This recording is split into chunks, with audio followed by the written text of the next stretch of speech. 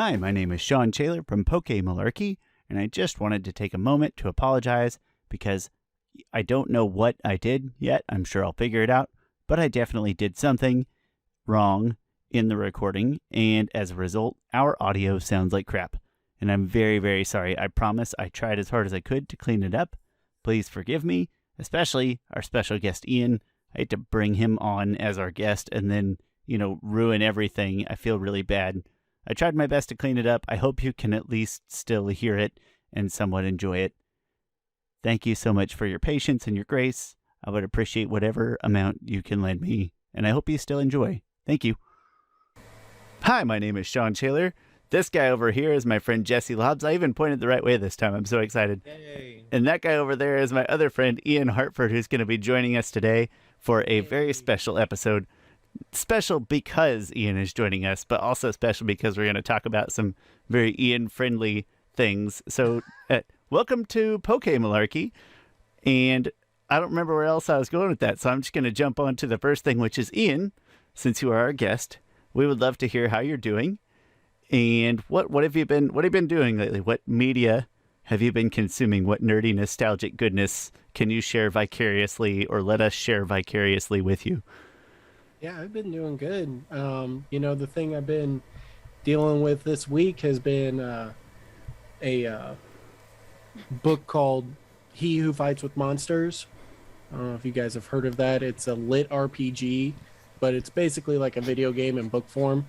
And about a guy who gets transported to a alternate universe, something. So an isekai. Yet. It's an isekai book. Yeah. And it's all filled with monsters and magic and all kinds of shit, and he's just trying to get through it, and it's hilarious and very interesting take on the lit RPG because it's not too stat focused. It's mainly more about the magic, and so you're not getting into a bunch of numbers and things like that, but it's a really good story, and it's What the hell is a lit RPG? Is it just mean it's a good one? RPG. Yes, it is fire, Jesse. It's fire. Okay. Yeah, lit is. It sounds fire. great. All our Fire favorite RPG. things. I have heard of it from our friend of all people, Tracy. If you're out there, I didn't know you could read, actually, and I'm very proud of you, Tracy. Good work. And he told me to read it, and I have every intention of reading it. I just have to literally go pay for it and do it. But it sounded perfectly up my alley. Tracy described it in simple Shawn Brain terms as Dragon Quest the book. Yes. Is there anything gay in it? I don't know. Haven't gotten there yet. Probably. If there's not, I'm not reading it. Well, he is naked at the very beginning, and for quite a bit. Now. So loosely interpreted, I guess, I am more interested. Jesse, use your imagination, for heaven's sake. It's a book. Yeah, I'm doing the audio version on Audible, and it's read really well. It's narrated really well. That sounds fantastic. And Beautiful. we just want to say thank you for joining us for a couple episodes here, Ian. We're very excited to record these with you. Thanks for coming back. I feel like guest of the pod. Which is something I've always wanted to say. Jesse podcast. No, Jesse podcast is a dirty word, and I just I said pod. Oh, okay. Of the pod. I'm going to call it a show because I want to make it sound like we're important, and I have this self-pretentious notion in my head. We're not important. That sounded really demeaning to podcasts. I'm really sorry. But Jesse, our faces are right here. Our faces are right here. Okay, that's more than a pod. We're Pod Plus. Pod Plus. I love that. Thank you. And I had another question for Ian. I don't remember what it was. Oh, I wanted to do a trivia question because when guests come on, typically we have like, what's your favorite Pokemon or all that. Ian's been on before, so we had to ask him that. Ian, what is the best mustache in all of animation? Go. Best mustache. Any animation, anything. The best mustache? Best mustache. Are we talking specifically the mustache or everything? It's just right here. Your interpretation. Dealer's choice. Yeah. I mean, my first go-to, and it's not really animation, but it's gonna be animation soon, is Mario. That's fair. That's beautiful. And there's a movie, an animated movie with Chris Pratt, who is going to be Mario. And Jack Black as Bowser. Italians. And yes, Italians everywhere are doing stereotypical things. Jesse, we're going to pick up and ask you how you have been and what you've been up to, and in a slightly worse mood because OBS just stopped recording us there for a minute. So Jesse's already told us this stuff. So if I look bored and Ian's polite, he won't look bored, and Jesse looks pissed, it's because we've already had this discussion. Jesse, go! I just love deja vu. It's okay. It's a glitch in the Matrix, Jesse. Oh my See what I did there? See how that worked? So, this week I've just been working a lot, which has really taken a lot of, good screen time because I've been forced to be in front of bad screens. So that's sad. But I have been reading a bit. So I actually read a few manga this week that I had forgotten about. Those were all fun. But I'm in the middle of the Arc of a Scythe trilogy by Neil Shusterman, which is a really great series if you love AI, if you like the idea of lots of talk about morality, philosophy, what it means to be a good person, and while you have to go around gleaning the population, and it's interesting because the AI is not malevolent. He's not bad, which is rare, as you all know, because Skynet usually intends to wipe us off the map. So that's what I've been doing this week. In the previous recording, before I ruined everything, which, you get used to over time. What previous recording? You said the word highfalutin, and I want you to do it again, please. Highfalutin. Thank you. It sounds better when you say it. I know, it's southernness. Jesse, what's your favorite mustache in fiction? Let's say fiction or animation, one or the other. No, I will say, because this is a Pokemon podcast, and we should at least try to stick to our roots sometimes. Sometimes. So I am going to say let's just stick in Kanto, because there are a lot of fun mustaches throughout the Pokemon world. I'm going to say the video game version of Blaine from Cinnabar Island. He's got one of those great old-timey Japanese mustaches that just straight out like that. It defies physics. Absolutely. Does not have it in the show because they hate us, I guess. Or maybe they thought it was too erotic for children. He's too hot. He's too hot. It's too DILF. But you can. Blaine's not my type, but that's my favorite mustache. That's fantastic. And also in the previous recording, you did something about a matrix, and I don't remember how that segue worked, but it worked because you didn't. I don't know. I don't know either. But what it amounts to is I'm doing well, little stress, normal adult stress stuff, nothing crazy. Just watched The Matrix, finished watching it 20 minutes ago. And to summarize all my previous thoughts, because I'm very lazy and I don't want to repeat them again, glitch in The Matrix, is that it was really cutting edge at the time, and I like it a lot. I watch it probably on average of once a year, and so I'm not trying to bash it too hard. But it's really hard to take this movie where it takes itself very seriously, super duper seriously. It's the dialogue, the characters, and everything. It wants so bad to be serious, to be just corrupted by this late 90s, earliest possible horrible CGI that does not stand the test of time particularly well. So not its fault, but it's a weird dichotomy for my brain to absorb when I'm... It's a little bit their fault. It is a little bit their fault. It is hard for me to believe because, as I might have said somewhere once upon a time, the last time I saw The Matrix was when I was straight. So it's been a while. I wanted to make sure I got that in there. I loved that. That was good. That was fantastic. And I remember... Back when I was a straight young lad. I remember the CGI being stunning, just so great. And I haven't seen it in a long time, so I'm going to go and watch it. And get ready for the new movie and probably be sad by how terrible the CGI is. But I just want to hold on to that memory for as long as I can.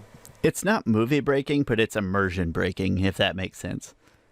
And my favorite mustaches would be either Alakazam or the little guy from Digimon, the little old digital guy with the long Fu Manchu, or Alakazam. Pokemon that have mustaches. Yeah, the actual Pokemon, Alakazam. That's a hefty number.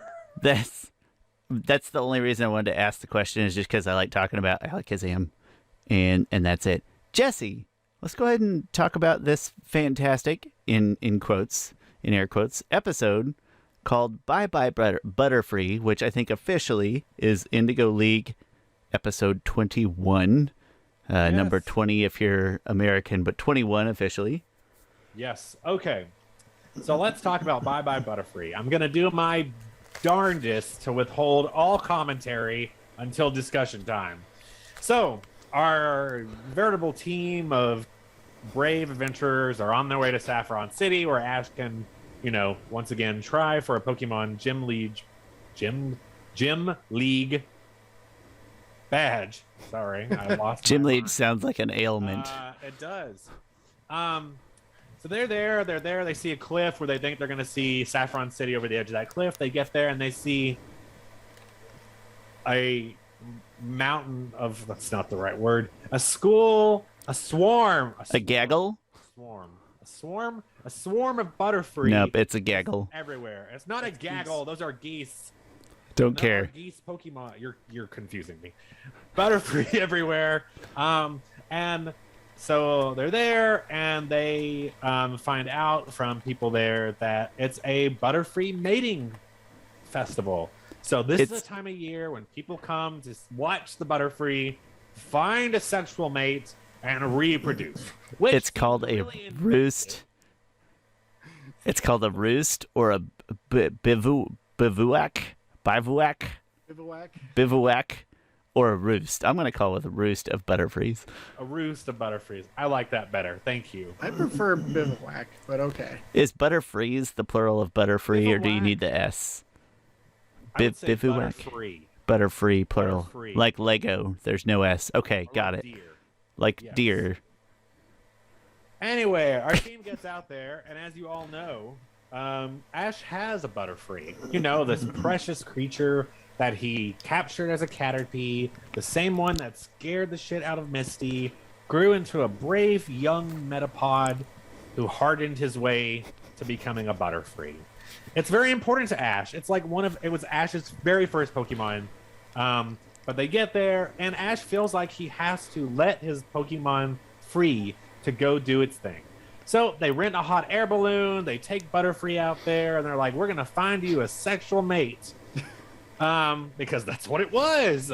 And they get out there, and there's a beautiful, as far as I could remember, a beautifully startlingly pink Butterfree. Even has a little bow on its head. Because you know what? Sure, let's gender the Pokemon further. Yeah, I said I would not commentarize, but I'm doing it. So they get there, and Butterfree, they kind of, bring him through Butterfree sexual boot camp so he can show his moves to the female. They're literally teaching it moves. Yeah, it's teaching it moves. And you know what? Maybe instead of grinding in games, we should all be teaching our Pokemon moves so they could. Anyway, I'm sorry. Summary. So Butterfree, they get him out there, and the female Butterfree isn't very interested, even though Butterfree's trying really hard, and he ends up getting a little crestfallen. But lo and behold, all these Pokemon out there, all these Pokemon out there, it's going to attract Team Rocket. And so Team Rocket shows up. What do they want to do? They try to steal all of the Pokemon. They get most of them, but you know what? They don't get Ash's Butterfree. So because it was sad and alone away from the roost. It was sad and alone. I am really forgetful tonight, guys. Sad and alone, and luckily it was available to go and fight Team Rocket to try to get that Butterfree out.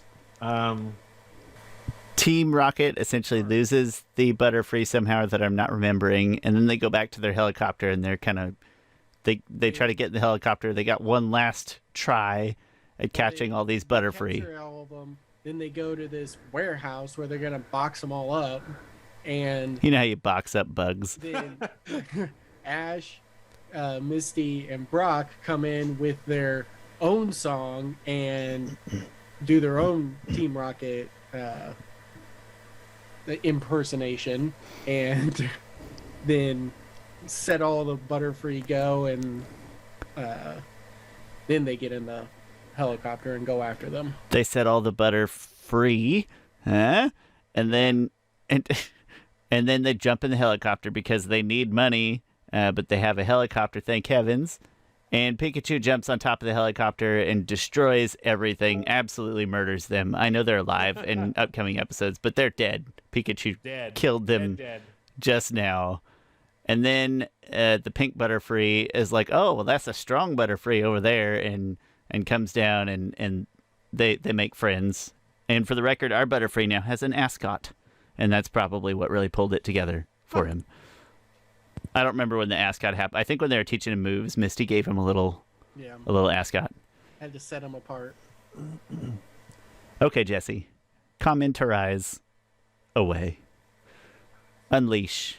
Why must everything be so frustratingly heterosexual? This entire episode just is so frustrating to me. It's just, here, you got a pink Butterfree. Oh, gee, I wonder what sex it could be. And then the whole thing is about, this weird, I don't know. This episode has always been weird to me because it is such a, like, Pokemon is a kid's show, quote unquote, and, like, these Butterfrees they're gonna go fuck in the woods and produce all kinds of Caterpie. That's what's gonna happen. Tons of them. Caterpie, they're a nuisance, but also, and then you've got this tangent of Brock trying to hit on that the other girl who's kind of inconsequential, but she's there. And I think the part that bothers me is, why is there just one pink Butterfree? Or is she the only female? Or Jesse, maybe it's not heterosexual. Maybe all those other blue Butterfree really are boys. And and so Shawn, I have so many questions. Open the door now. This is now my favorite Pokemon episode. Look at that. I mean, Butterfree apparently are naturally shiny Butterfree because it's not a shiny Butterfree. It's not even pink. So maybe it's confusing. Maybe then, if all those other Butterfree are dudes, men, Jesse, then maybe a Caterpie is a rare Pokemon. Good gravy. Or maybe in other regions. I don't know. Maybe in Johto. That's where all the ladies are. Yeah, you didn't know you were releasing. All the ladies are being kind of sapphic over in Johto. You got your homosexuals in Kanto. You got your lesbians in Johto. That tracks for some reason. I feel that. I can see that. Deep in my bones, I feel that. Oh my god. I like it. Amazing. I want to commend Ash for trying to do the right thing and letting his Butterfree go. But this is the only semblance. I said I want to, but I'm not going to, because this is the only thing that is any proof that Ash has any idea what he's doing out in the wild world of becoming a Pokemon trainer by having caught and raised a single Pokemon. And then he's just going to... like the third time we've had a Butterfree montage. Well, a Caterpie / Metapod / because he had the montage. Eradicate trade, which he turned down Eradicate for his Butterfree, which he should have let the other guy have the Butterfree than lose his Pokemon. 3. Butterfree is a very touching animal at this stage. Pikachu also gets 3 montages. At least 3 that I can think of right now. I think for a thing that's on screen literally 100% of the time, he doesn't need a lot of montages, Jesse. The episode is a montage. Every episode is a Pikachu montage. The series, the whole series is a Pikachu montage. The electric rat. And then this episode is not, my other problem is this episode is not like a real good look for Team Rocket on any level. Like, I don't know. It's not their most interesting work, or they're never smart, but it's not like their most interesting work or character moments or anything like that. You've got a net to catch Butterfly. All those Butterfree folk. What are they gonna do? You're in a helicopter. You already own a helicopter. Do you always wonder with the type of Pokemon they go after, like if they got to Giovanni and they're like, "Here you go, boss," and he opens up the box and he's like, What the fuck? Opens I up could the go to Viridian box. Forest, which is like 50 feet from my gym, and I can catch 50 of these in an hour. How?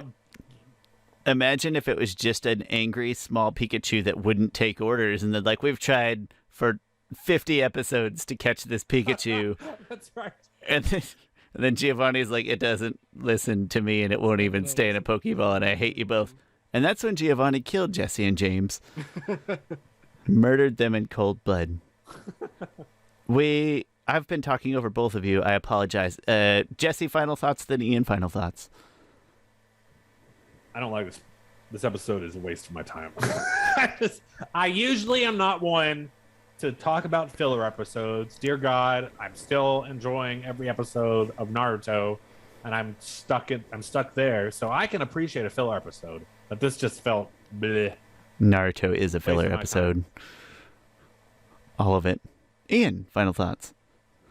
Yeah, I mean, if I was Ash, I would not want to set my Butterfree go because I need the living national dex. Can't do that when I have this Pokemon that I caught. It's already in my dex. I'm not gonna let it set it free. Then I'd have to go catch another one. The living national dex, you mean that? So when mine evolve, I still count that. I don't keep the prevolutions. Do you keep your prevolutions? Yes, I do. You do. Okay. Oh, just curious. I catch 3, evolve 2 once, and then evolve the next one. Awesome. That's admirable. Dedication to the game. Absolutely. I have 2 that I'm missing on Let's Go Pikachu before I can get a full living dex. And Awesome. I'm I'm impressed. mad at myself that I can't do it. That's fantastic, though. Ian, congratulations. Thank you. I, for My one, extra Pokemon to the Pokemon Center. I'm like, get out of here! Get out of here! am giving Ash a D, with the only saving grace being that his heart is at least kind of in the right place. As usual, it doesn't make it any better or smarter. So, Ash, you get a D because you're still the worst trainer we have ever seen or run into. C. He's trying to get his boy laid. I mean, that's hard to not appreciate. I mean, come on, guys. Ash is the ultimate wingman. But he's not getting graded on his wingman abilities, and if he was, he'd be docked for every episode in which Brock exists, because he's not helping there. Let him have this. Let him have this. He doesn't have very many Pokemon, and now he has one less. Someone should get... Brock's not getting No. laid. Someone should get laid. Ian is right. He already is doing bad at his job, which is to catch more Pokemon, and he's a net -1 in this episode. He gets a D. I'm not putting a C on that. That's garbage. But I am going to make one final pun, and that's that he should have kept his butter captive instead of Butterfree.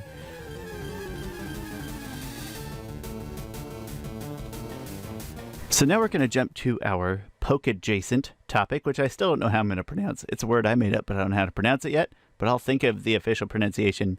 And this is not to persuade, and it's like barely to inform. We're not trying to persuade you, barely trying to inform you. Just a nice little homage to something of our choosing to wrap some nerdy, nostalgic diversity into our show so we don't go insane after just having to pay attention to Ash and not get to talk about good things week in and week out. So this week, appropriately, we have decided to talk about Knights of the Old Republic, the original game on PC and Xbox, because it is getting a remake, which I think is going to be PS5 exclusive for a while, or PS5 and PC exclusive for a while.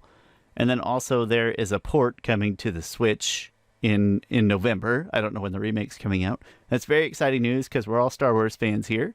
And so we just want to pay a little homage to the original Knights of the Old Republic game. I'm going to give the cheapest... that's a fantastic shirt, by the way. I'm going to give the cheapest, lamest Wikipedia high school paper research overview I possibly can in just a few minutes. Do it. And then I'm going to turn it over to our relative expert. Maybe not resident expert, but relative to us, he's a genius.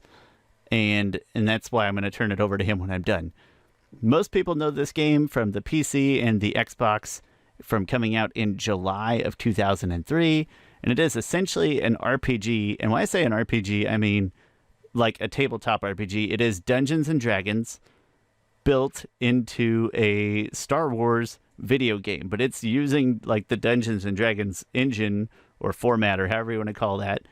And there's a tremendous little morality system that's very black and white in this game, but that was kind of innovative at the time.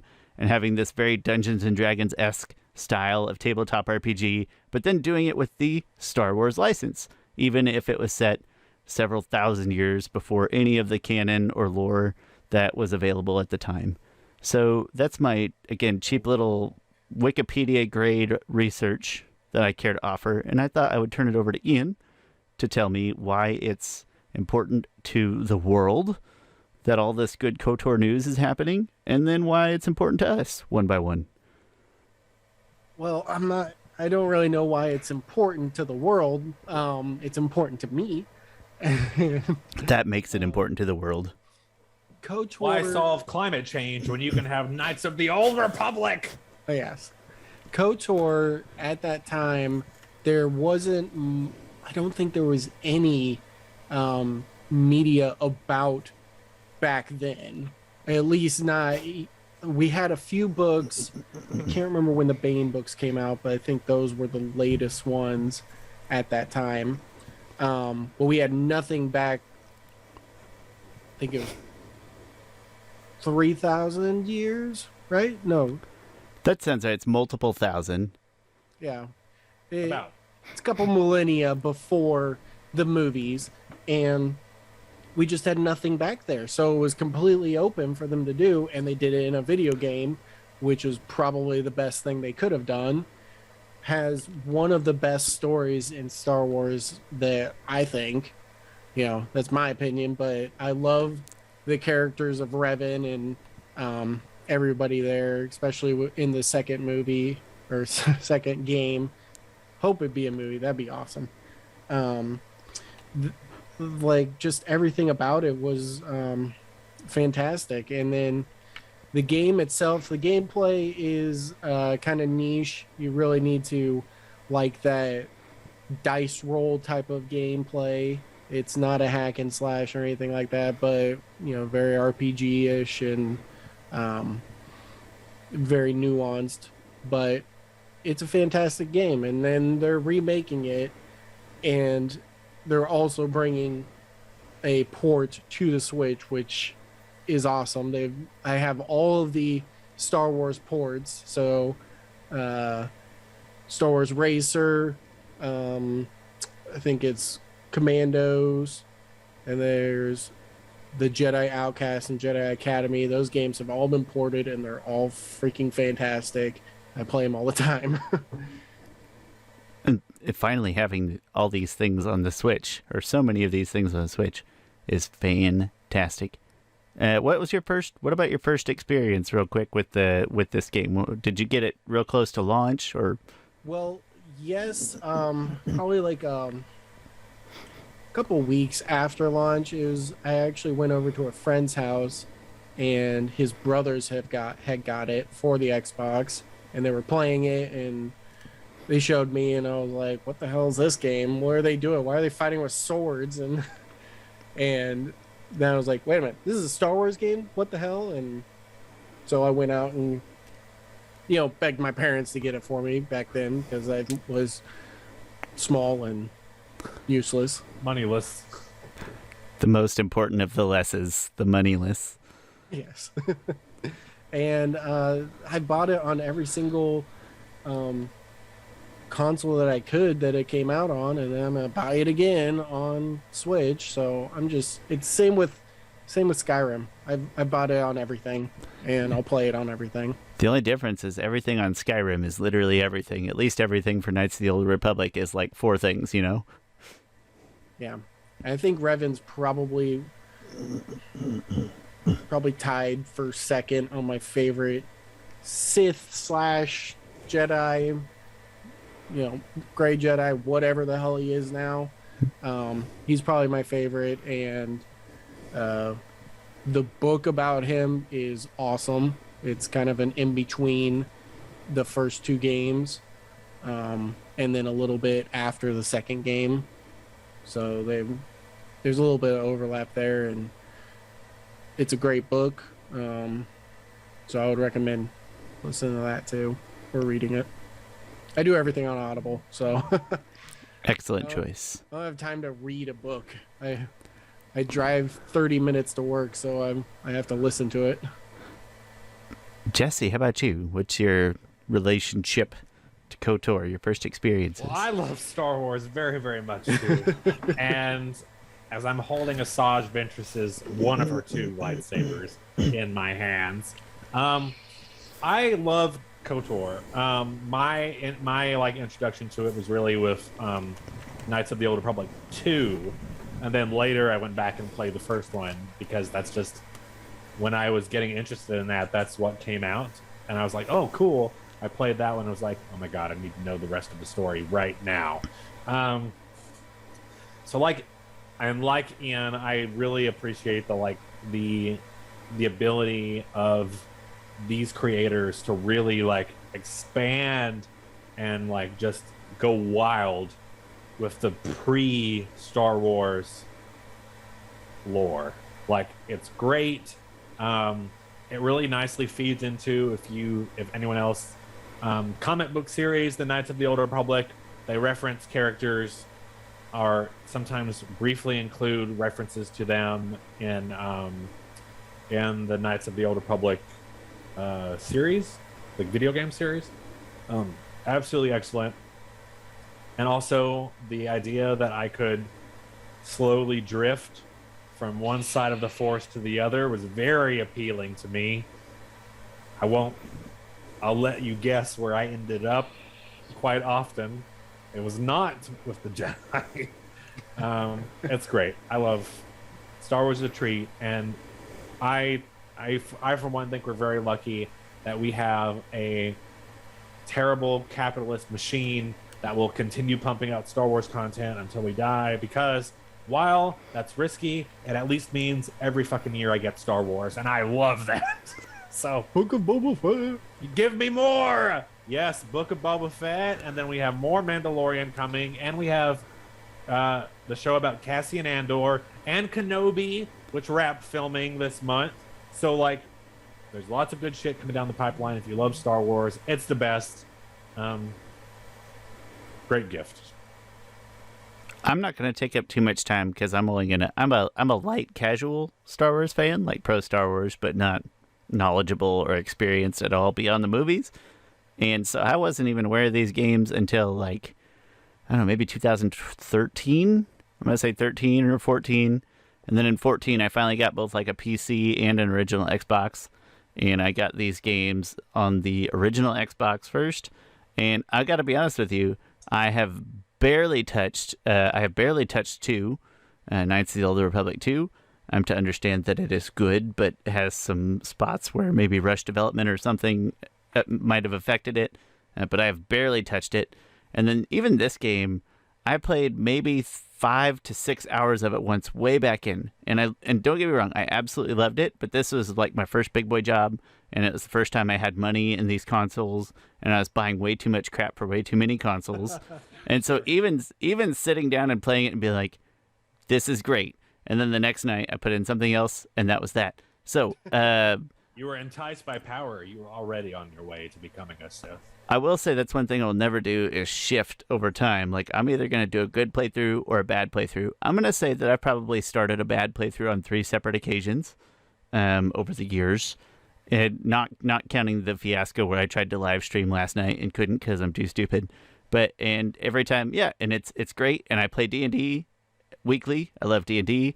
As I said, I'm like a light casual Star Wars fan, so it all fits. It's all great. I will finish it someday. For what it's worth, I am invested enough in the lore of Star Wars and general nerdiness that I'm completely familiar with the story and the gameplay and just the impact this game has on society. The fact that when the remake was announced and the port was announced that the internet just exploded, I think is pretty telling to a game that is now almost 20 years old. Yeah. The remake was what? Not even a minute long, and people freaked the fuck out over it. I freaked the fuck out over it. I did too. I'm very excited. Nintendo announced several things, but the thing that mattered was a port of a 20-year-old game. Any trailer that gives me someone sitting breathing in the dark while someone recites some cryptic menacing words about them, and a glowing light stick comes on. It's done. You don't have to tell me anything else. I'm on board. I feel like there's a lot of innuendo. And the mask. Oh. A lot of innuendo in that sentence, Like, Jesse. I was really happy at the very beginning part of that, and then the red lightsaber, I'm like, oh, this is gonna be pretty cool. Then it goes up to the mask guy, I went, ah! And so that is our beautifully self-serving homage to Knights of the Old Republic. And we hope that you are as excited as we are, whether you're these two excited or me excited or somewhere in between, somewhere in that excited. And we hope that hearing about our joy with this game brought you some as well. I will get through it. It might be on the Xbox One with the Xbox version so that I can actually stream it. We'll see. That's our Pokédjacent topic for the week, Knights of the Old Republic. Jesse, go ahead. We can wrap up with a good question for Ian, who's very experienced in this. Ian, Revan, if he could have one Pokemon, which Pokemon would it be? I'd like to wrap up Pokédjacent with this question. Oh, man. I don't have a guess, but Ian, I hope Ian can come up with something. I actually think it would be Mewtwo.